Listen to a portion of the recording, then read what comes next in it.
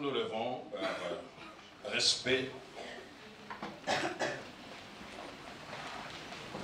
Exode chapitre 14,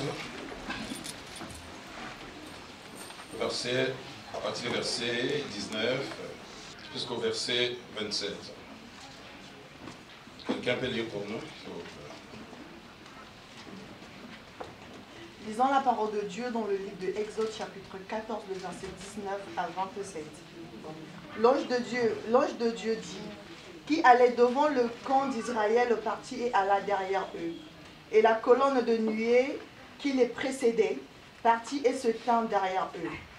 Elle se plaça entre le camp des Égyptiens et le camp d'Israël.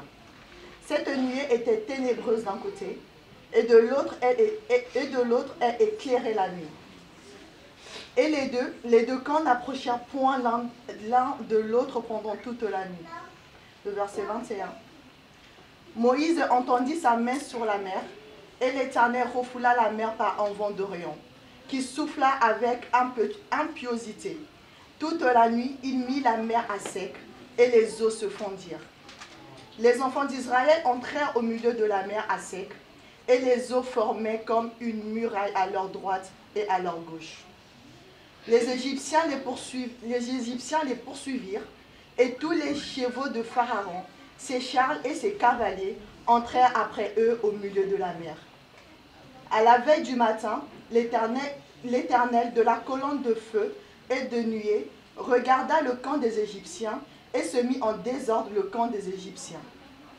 Il ôta les roues de leurs chars et rendit la marche difficile. Les Égyptiens dirent alors, fuyons devant Israël, car l'Éternel combat pour lui contre les Égyptiens. L'Éternel dit à Moïse, étends ta main sur la mer, et les eaux reviendront sous les Égyptiens, sur leurs chars et sur leurs cavaliers. Le verset 27.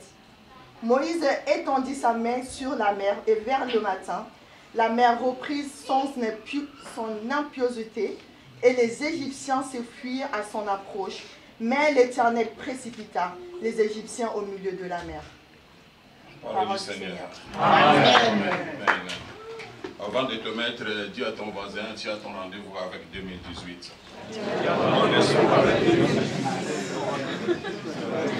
Très bien, avec foi, avec conviction.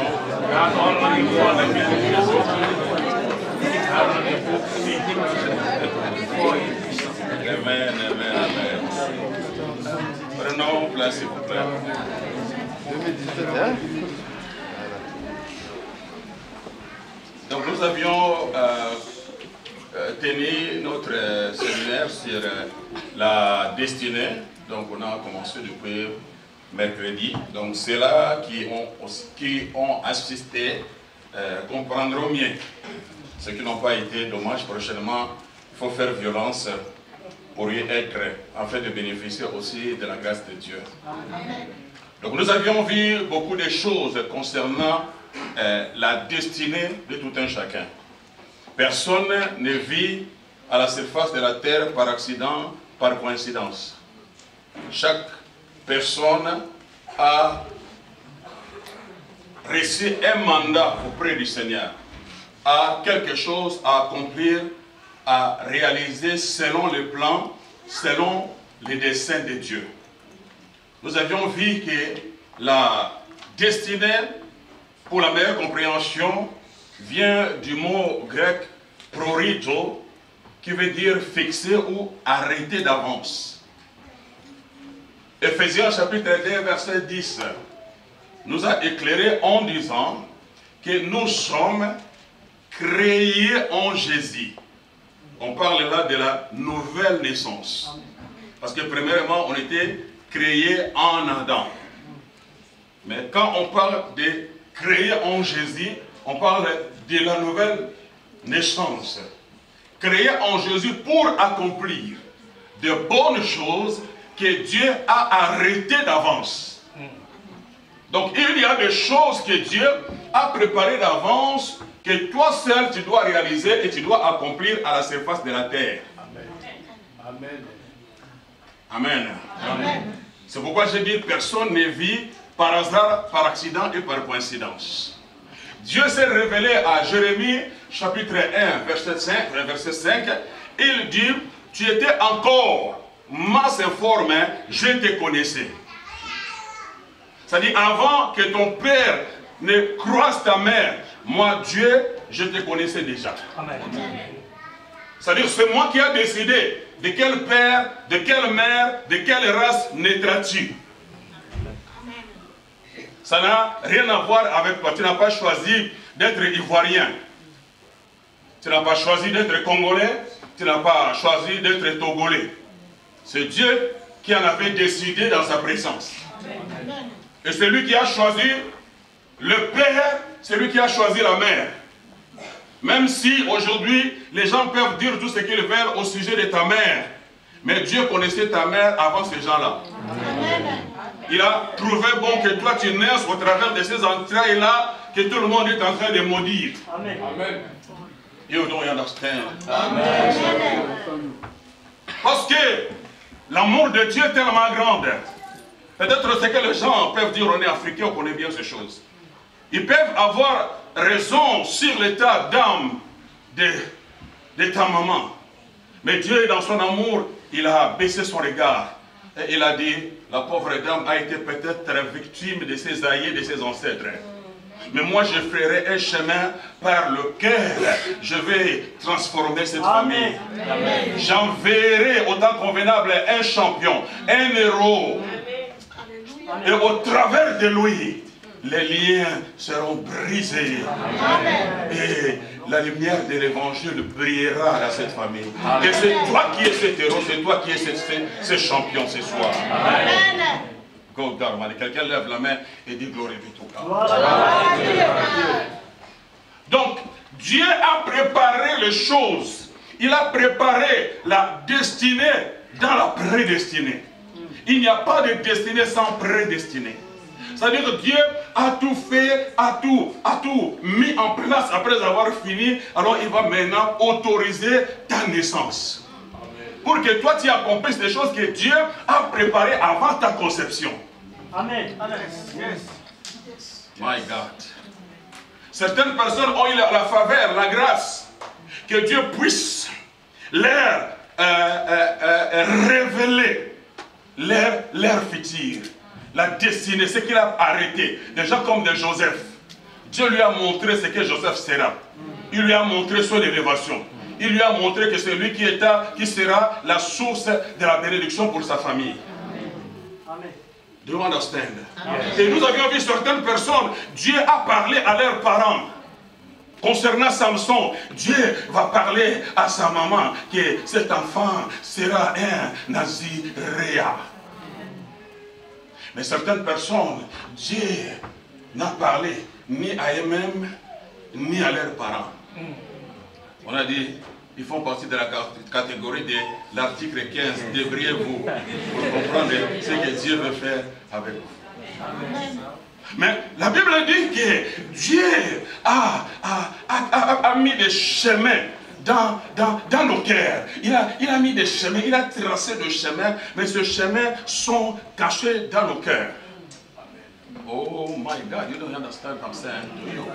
Et le sage va nous dire que la gloire de Dieu, c'est de cacher les choses.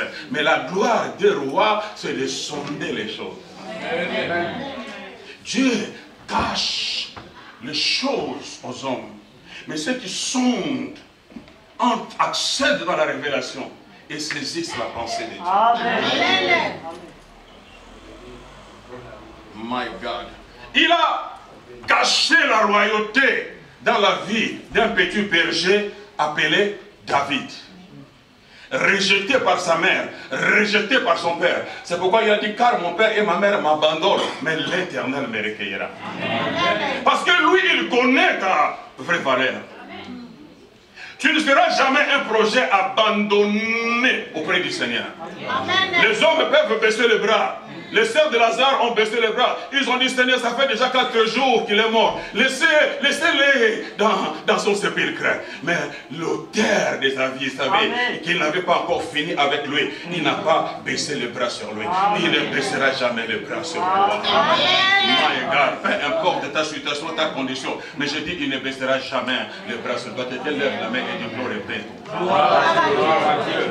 Et nous avions parlé d'un certain garçon appelé Moïse, qui a connu des problèmes, des difficultés, mais avant la naissance et la conception de Moïse, Dieu avait prophétisé sur leur père Abraham, qui vit donc le moteur, qui fit la personne avec qui Dieu a contracté l'alliance pour préparer, creuser le canal par lequel les Messies devraient naître. Mais il va dire à Abraham que ta descendance seront esclaves. Ta descendance. Suivez-moi, vous n'avez rien à voir avec l'enfant, c'est moi qui prêche. C'est pour votre bénéfice. Laissez-les, la maman va s'en occuper. Il dit, ils seront esclaves pendant 400 ans. Et après 400 ans, ils sortiront avec une grande récompense. Ça, c'est la destinée d'Israël. Parce que Dieu savait que c'est pendant cette période-là qu'il va alors susciter leur berger ou leur pasteur qui répond au nom de Moïse. Il faut un pasteur qui doit se lever, qui sera à la tête de ce peuple et qui va affronter Pharaon. C'était le projet, c'était le plan de Dieu. La Bible dit que ces voies sont incompréhensibles. Il y a des choses qui arrivent dans notre vie. Nous ne savons comment les définir. Nous ne savons comment nous exprimer. Parfois nous accusons Dieu, nous condamnons Dieu, nous baissons les bras et puis on tire notre conclusion. On dit que, en tout cas, Dieu ne m'aime pas. Parce que depuis que je suis né, il n'y a que des problèmes qui se suivent, problème après problème, problème après problème. Mais alors que Dieu a permis cela pour ta vie, parce qu'il te connaît mieux que n'importe qui. Amen. Il sait que c'est ton centre de formation. Ce qu'il a à faire avec toi est tellement important qu'il doit te préparer en conséquence. Il doit te tailler, il doit faire que les muscles de ta foi puissent se développer, parce que lorsqu'il va te confier la responsabilité, que tu sois à la hauteur. My God, tu ne peux pas affronter le géant Goliath si tu n'as pas affronté en privé les lions et l'ours. En fait, le lion et l'ours étaient tout simplement un centre de formation pour développer tes muscles. Parce que Dieu sait qu'après avoir passé ce test, il y aura un géant qui se lèvera. Oh my God, my God. Et aucun homme en Israël ne serait capable de l'affronter. Mais un petit, avec qui j'avais affaire, un petit que j'ai entraîné, un petit que je préparais en secret. Personne ne l'acclamait, personne ne parlait de lui, aucune caméra devant lui, mais qu'avec moi, mais j'étais en train de faire un travail, parce qu'un jour c'est lui qui relèvera les défis constamment. Tu es un héros dans l'ombre. Je dis, tu es un héros dans l'ombre. Personne ne t'acclame, personne ne parle de toi. La télévision ne parle pas de toi, aucun journal ne parle de toi, aucune radio ne parle de toi, mais au ciel on parle de toi. Parce que Dieu sait ce qu'il a fait. Tout Dieu, ça s'appelle de gloire. Israël pouvait faire toutes les prières qu'il pouvait faire. Imaginez-vous, même si vous aviez un Dieu, mais 400 ans de douleur et de souffrance, certainement vous allez oublier ce Dieu. Vous allez abandonner tous les chants d'église que vous connaissez, toutes les danses, vous allez l'abandonner et tirer votre conclusion que Dieu ne nous a jamais aimés. 400 ans. Do you understand? Mais le Seigneur savait que rien ne peut se faire aussi longtemps que Moïse n'est pas encore né. Amen.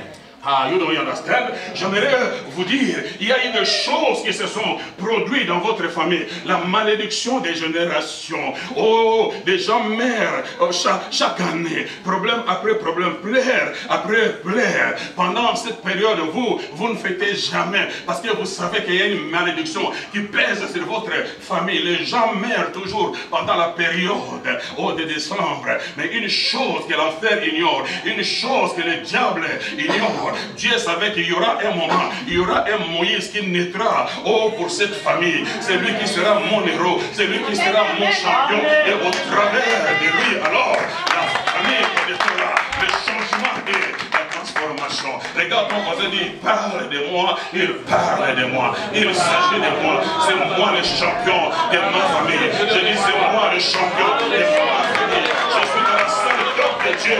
Dieu est en train de m'appeler. Dieu est en train de me préparer. C'est moi qui mettra fin à la malédiction des générations qui pèse sur ma famille. C'est moi qui changera la direction de ma famille. C'est moi qui emmènera la lumière dans ma famille. C'est moi qui va engendrer le ministre de ma famille. Il n'a jamais eu de millionnaire.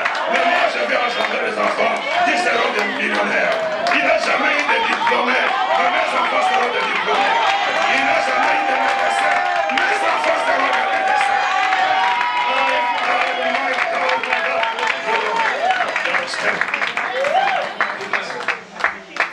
I'm saying to you.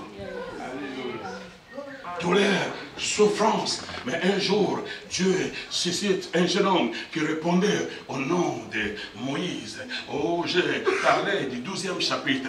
12e chapitre, on a parlé de la mort de l'agneau. Qu'un agneau devrait mourir. Sans la mort de l'agneau, Israël ne peut jamais sortir de l'Égypte.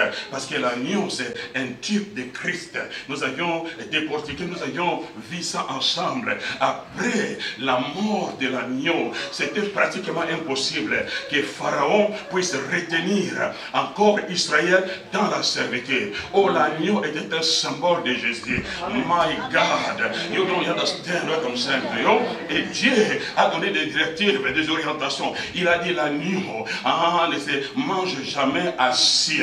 Il se mange à la hâte. Vous serez debout lorsque vous allez manger. Vous mettrez vos chaussures. Vous aurez votre bâton à la main. Parce qu'après avoir mangé cette viande, vous ne resterez plus esclave. Parce qu'il y a la puissance dans cette viande. Je dis qu'il y a tous les ingrédients nécessaires dans cette viande. Oh, la viande en question ne parle que de Jésus. Et Jésus n'est rien d'autre que la parole. Et Paul a dit l'évangile est la puissance de Dieu pour les salut de quiconque croit. Il y a la puissance dans l'évangile. De la même façon, il y avait la puissance dans la viande que Israël a mangée. Et cette viande représente l'évangile. C'est pourquoi il a dit, vous en mangerez depuis la tête jusqu'aux pieds. C'est-à-dire la parole de Dieu doit être mangée, doit être enseignée de Genèse à Apocalypse. La tête c'est Genèse, le pied c'est Apocalypse. Amen.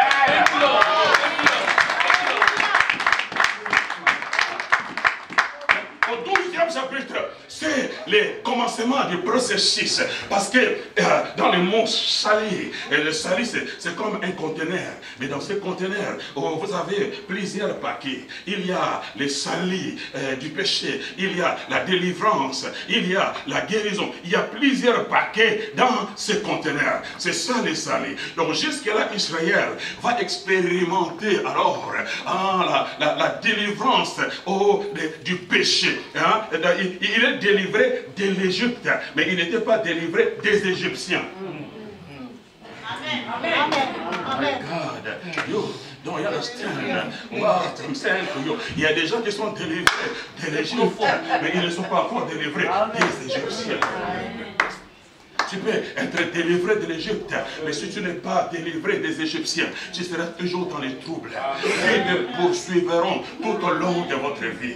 Do you understand what I'm saying to you? Jesus will be the glory. Mais la volonté de Dieu, c'est de te délivrer complètement et totalement. Si le Fils vous a affranchi, vous serez réellement, vous serez complètement, vous serez totalement libre. Il ne vous libère pas à moitié, mais il vous libère en entier. God, my God, I feel the Holy Ghost. Quelqu'un lève la main et dit, alors quand Israël va sortir de la servitude sans fournir aucun effort, tout ce qu'ils avaient à faire, c'est d'obéir tout simplement à la parole de Dieu, aux orientations données au travers de leurs leaders. Voilà pourquoi nous avons tous besoin des leaders des leaders établis par Dieu, des leaders envoyés par Dieu, des leaders qui parlent avec Dieu, des leaders qui craignent Dieu, des leaders qui honorent Dieu. You understand what I'm saying to you? Il y a beaucoup de leaders, mais il y a leaders et leaders. Moi je parle de Moïse, des gens qui ont reçu un appel authentique, qui savent ce qu'ils sont et qui craignent Dieu. Amen.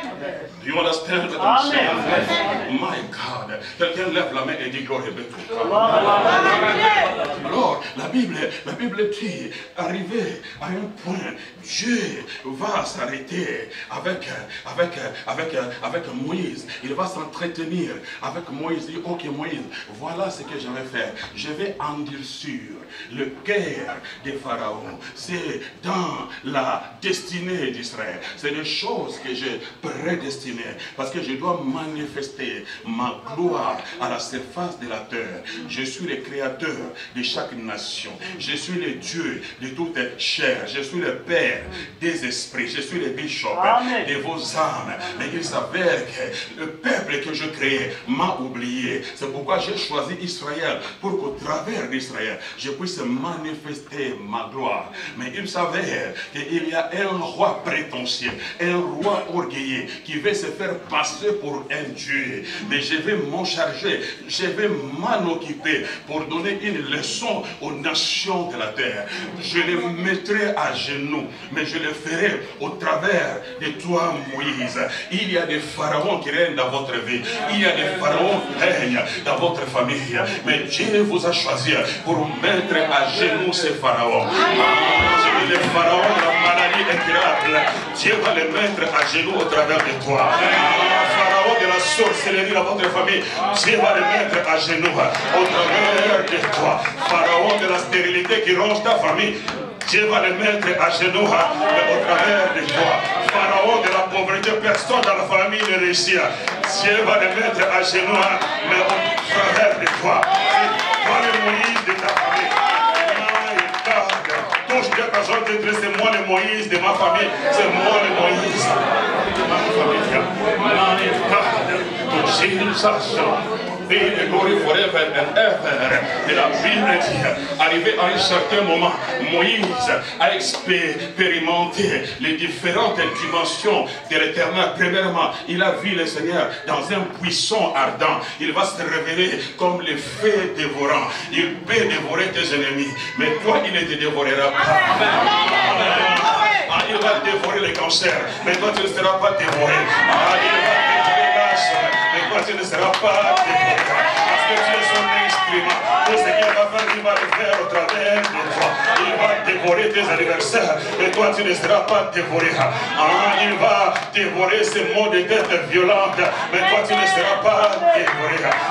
Il va dévorer la puissance de la sorcellerie, mais toi, tu ne seras pas dévoré. Parce que tu es le champion de Dieu dans ta famille. Lève ta main et dis glory be to God. Deuxième dimension, Moïse va voir maintenant, Dieu se révèle sous forme d'une colonne de nuée. Oh, cette colonne de nuée était la présence visible, colonne de nuée, colonne de feu. Le feu, oh, c'est aussi la présence visible du Saint-Esprit. Il est typifié par la colonne de feu pour lui rassurer que Moïse, la mission que je te confie, tu ne seras pas seul, mais moi, Elohim, je marcherai avec toi. El Shaddai, celui qui a de la force, celui qui a des poitrines.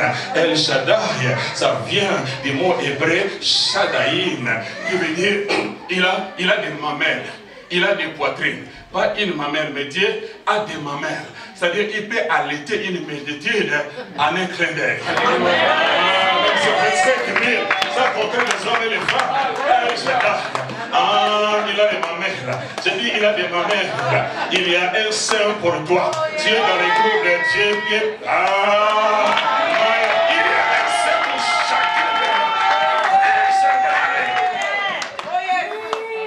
My God.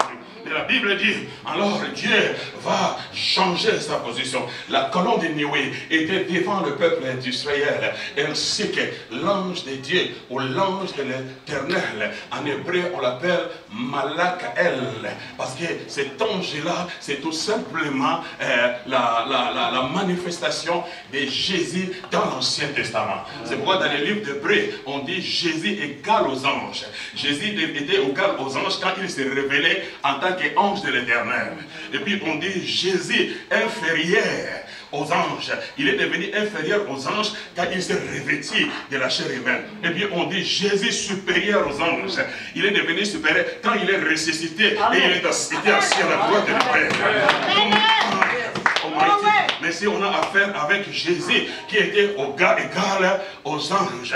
Mais la Bible dit, Malak est l'ange de l'Éternel qui était devant, il va changer sa position. Il va maintenant passer derrière le peuple d'Israël. Il va se mettre au milieu entre Israël et l'Égypte qui le poursuivait par derrière. Parce qu'il devrait changer sa position pour changer la position de son peuple. Je parle à quelqu'un qui s'apprête dans quelques minutes à changer sa position, pour changer ta position. Longtemps été poursuivi. Pharaon t'a poursuivi pendant tout au long de 2017. La maladie t'a poursuivi. La sorcellerie t'a poursuivi. Les troubles t'ont poursuivi. Mais Dieu du haut des cieux, il se lève et dit, je vais changer ma position pour changer la position de ma fille. Je vais changer ma position pour changer la position de mon fils. Enough is enough. Assez, c'est assez. Regarde ton voisin, dis-lui, assez, c'est assez. Assez, c'est assez. Mon Dieu se lève et il est en train de changer sa position pour changer ta position. My God, my God. Et il va se mettre au milieu, l'homme du milieu. His name is Jesus Christ. À la croix du calvaire, Jésus a changé sa position. C'est lui qui était égal à Dieu, mais il n'a pas regardé son égalité comme une proie à arracher. Mais il s'est revêtu de la chair humaine et il s'est humilié jusqu'à sa plus simple expression. Pour te séparer avec le péché. À la croix du calvaire, Jésus s'est mis entre toi et la maladie. J'ai dit quand il était cloué à la croix du calvaire, il était entre toi et le péché. Il était entre toi et Satan. Il était entre toi et les démons. J'ai dit quand Jésus était à la croix, il était là pour te séparer. J'ai dit Jésus était à la croix pour te séparer. My God, my God. Il est parti à la croix pour changer ta position. Do you understand what I'm saying to you? Et la Bible dit, là où se trouvaient les enfants d'Israël, il y avait la lumière. My God, la lumière dans la parole parle aussi de la révélation. Quand on va dire, l'année 2018 va être une année de révélation. Une année de connaissance. Tu vas connaître ton héros comme tu ne l'as jamais connu. Tu vas connaître Jésus comme tu ne l'as jamais connu. My God, la Bible dit, là où se trouvaient les Égyptiens, il y avait les ténèbres. Je prophétise les ténèbres. Dans les camps de l'ennemi, je prophétise les ténèbres. Dans les camps des sorciers, je prophétise les ténèbres.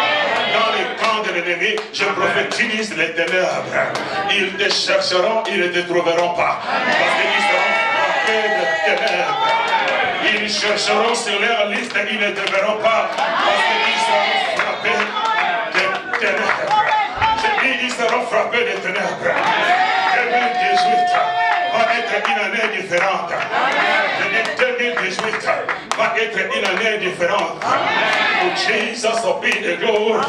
Et la Bible dit, là où se trouvaient les enfants d'Israël et les Égyptiens, il n'y avait pas moyen qu'ils puissent s'approcher. J'ai dit l'année 2018, ils ne sauront t'approcher. Je dis, ils ne sauront t'approcher. Parce que l'homme de Galilée va assurer ta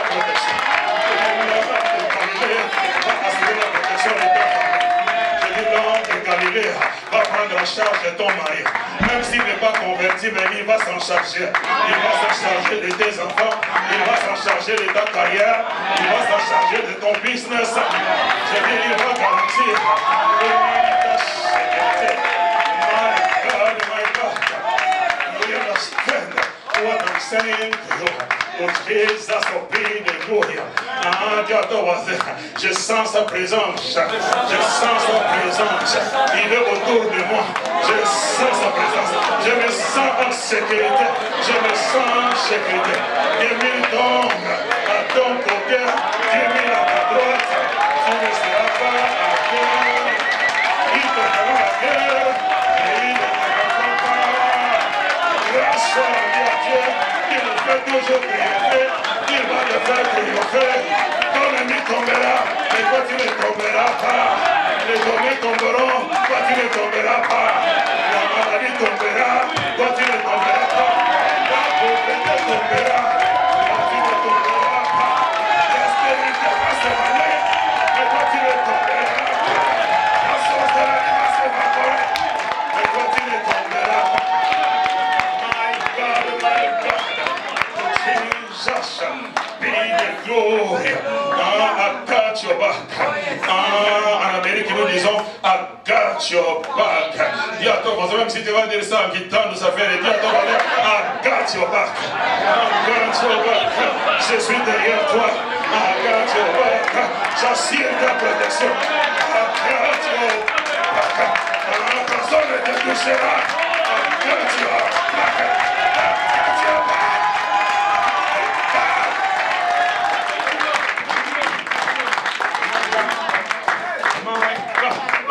Parce qu'il fait de toi son champion. Dans le principe du combat spirituel, il n'y a aucune arme qui protège le dos. Lisez bien Ephésiens 6. On cite les armes du combat. Vous ne verrez jamais une arme qui est préparée pour protéger le dos. Le dos ne peut jamais être protégé. C'est la raison pour laquelle lui, il a quitté le devant, il est passé par derrière. Moi-même, je t'appelle à avancer. C'est-à-dire que tu ne tourneras jamais le dos au diable. C'est-à-dire qu'un enfant de Dieu n'est pas autorisé de tourner le dos au diable. Même quand il se lève, ne lui tourne pas, ne lui montre pas ton dos. Aucune arme protège le dos. Tu dois l'affronter. Quand Saoul a tourné le dos au géant Goliath, Israël a perdu le combat. Je dis quand l'armée israélite a tourné le dos au géant Goliath, Goliath a commencé à remporter la victoire jusqu'à ce qu'un jeune homme qui connaissait les clauses de l'alliance, qui répondait au nom de David, il paraissait petit aux yeux des hommes, mais il était le champion de Dieu parmi tant d'autres. Je dis tu es le champion de Dieu parmi tant d'autres. Dis à ton voisin ce qui est son mire. Je sais que tu ne crois pas à moi. Si on te demande de mettre le nom des gens qui peuvent être des pasteurs dans cette église, tu ne citeras jamais mon nom parce que tu connais mes failles. Excuse-moi. Lui me connaît.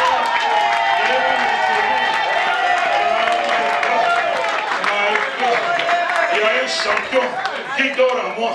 J'ai dit, il y a un champion qui dort en moi. Je n'ai pas l'air d'un millionnaire. Mais il y a un millionnaire qui dort en moi. Je n'ai pas l'air d'un champion. Mais il y a un champion qui dort en moi. C'est question de temps. C'est question de temps. Je suis dans la salle top de Dieu. Il est en train de finir sa chirurgie.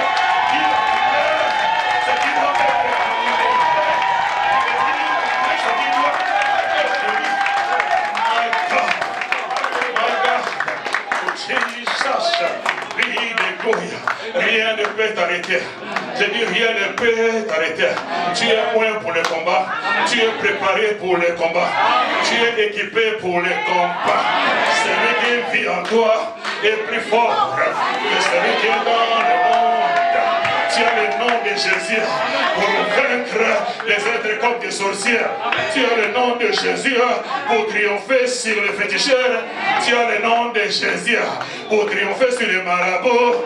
Je dis, tu as le nom de Jésus pour marcher dans l'ombre de la mort sans être embouti. Tu as le nom, my God, Jesus. Pays de gloire. Et la Bible dit alors, Dieu va donner l'ordre à Moïse de haut des cieux. Il va dire, Moïse, quand tu as dans ta main, Moïse regarde et dit, mais Père, tout ce que j'ai, je n'ai qu'une verge et de hoc. Mais cette verge représente l'autorité déléguée. Moïse, les miracles ne viendront pas d'en haut, mais le miracle viendra avec ce que tu as dans ta main. Ton miracle est dans ta main. Ton miracle est dans ta main. Il t'a donné une verge. Le nom de Jésus est ta verge. Je dis, tu as le nom de Jésus. Je dis, tu as le nom de Jésus. Aucune armée égyptienne ne peut t'arrêter. Je dis, aucun fleuve ne peut t'arrêter. Le nom de Jésus est ta verge. Je dis, le nom de Jésus est ta verge. Et il va dire, Moïse, alors lève ta verge. Moïse va lever la verge. La Bible dit, le vent a soufflé toute la nuit. Le vent parle du Saint-Esprit. Rouach, c'était un chantier d'une nuit. La nuit arrive les pleurs, mais le matin l'allégresse. Quand il fait nuit dans ta vie, sache-le que le vent est en train de souffler. Le Saint-Esprit, tu n'es pas encore de nuit. Les gens se moquent de toi, mais ils ne savent pas qu'il fait nuit. Le Saint-Esprit est en train de travailler. Ils sont en train de vous donner l'explication, mais ils ne savent pas. Le Saint-Esprit est en train de travailler. C'est un chantier. Dis à toi, c'est un chantier. Tu connais ma douleur, tu connais ma souffrance, mais c'est le chantier du Saint-Esprit. Le Saint-Esprit travaille la nuit. Je dis, le Saint-Esprit travaille la nuit. La nuit arrive le pleurs. La nuit arrive des crampes d'estomac. La nuit arrive la dépression. Mais le matin, la joie. Le matin, l'allégresse. Le matin, le cri de joie. J'aimerais parler à quelqu'un. Ton matin arrive. Je dis, ton matin arrive. Je dis, ton matin arrive. Je dis, ton matin arrive. Le soleil levant arrive. Le soleil levant arrive. Son nom, c'est Jésus-Christ de Nazareth. Quand il apparaît, il amène le matin dans ta vie. Quand il apparaît, les ténèbres ses disciples. Quand il apparaît, les cancers s'éteint. Quand il apparaît, my God, Jesus a pris de gloire. Et la Bible dit alors, la mer rouge est s'ouvrit. La mer rouge est s'ouvrit. Alors Israël a commencé à marcher depuis que le monde est monde.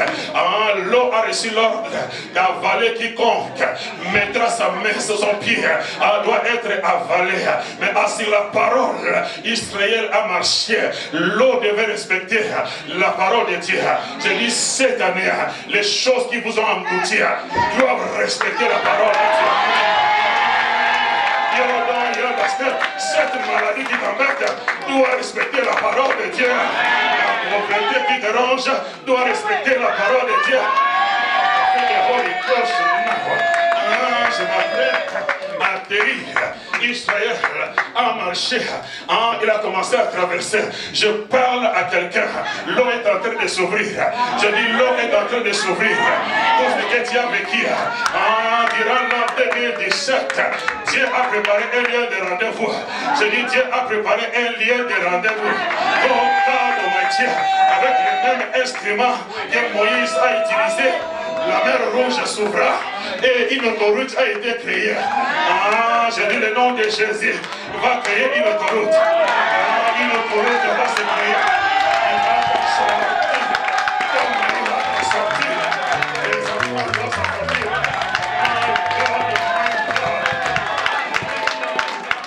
Les Égyptiens, nous levons s'il vous plaît. Mais les Égyptiens, je dis les Égyptiens, et ils ne peuvent traverser avec vous. Tu vas traverser avec ton mari, tu vas traverser avec tes enfants. Mais Baisse pas les bras. Même si ton mari n'est pas encore converti, continue à déclarer la parole. Continue à intercéder en sa faveur. Aussi longtemps, Israël n'a pas marché, Dieu n'avait pas fermé. Ah, le fleuve, je dis le fleuve reste encore ouvert.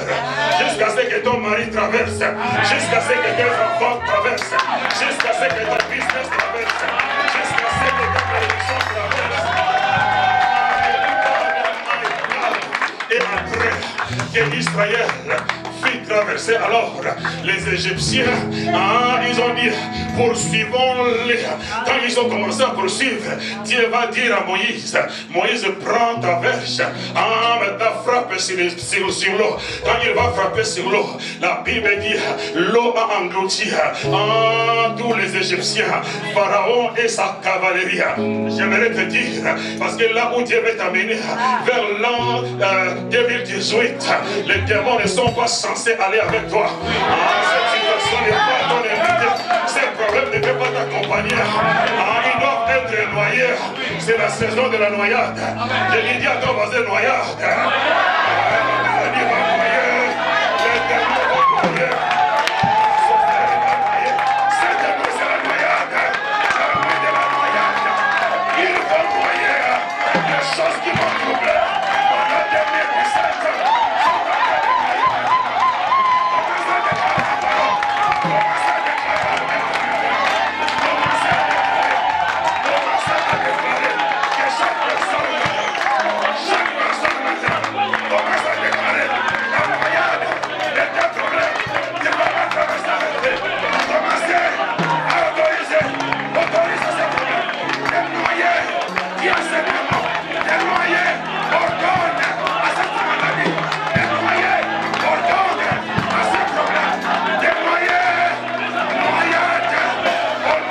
Yes.